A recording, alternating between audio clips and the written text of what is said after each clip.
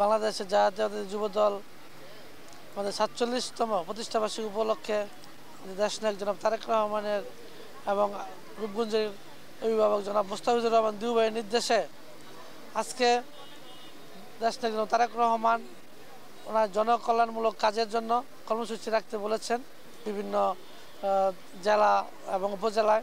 সেই হিসাবে আমরা রূপগঞ্জ উপজেলা যুবদলের পক্ষ থেকে আজকে ফ্রি মেডিকেল ক্যাম্পিংয়ের যে আয়োজন করেছি, এখানে শিশু বিশেষজ্ঞ এবং গাইনি বিশেষজ্ঞ এবং মেডিসিন বিশেষজ্ঞ ডাক্তার ওনারা আছেন। ওনারা বিভিন্ন জনসাধারণকে ওনারা দেখে আমরা বিনামূল্যে ওষুধ ব্যবস্থা রেখেছি।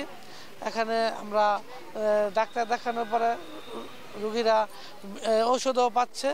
এর মধ্যে সবচেয়ে বেশি যেটা উল্লেখযোগ্য হচ্ছে, সবচেয়ে বেশি দেখতেছি আমরা যে শিশুদেরই সমস্যা বেশি, এবং শিশুদের জন্য আমাদের শিশু বিশেষজ্ঞ ডাক্তার এখানে আমরা MBBS আছে। তো আশা করি আমাদের দেশনায়ক জনাব তারেক রহমান এবং মোস্তাফিজুর রহমান দিউ ভাই যে পদক্ষেপ নিয়েছেন, সামনে যে নির্বাচন, সেই নির্বাচন জনগণমুখী যাতে আমরা কর্মকাণ্ড রাখি এবং সেই কর্মসূচির হিসাবে আমরা আজকে ফ্রি মেডিকেল ক্যাম্পিংয়ের রূপগঞ্জ যুবদলের পক্ষ থেকে আয়োজন করেছি।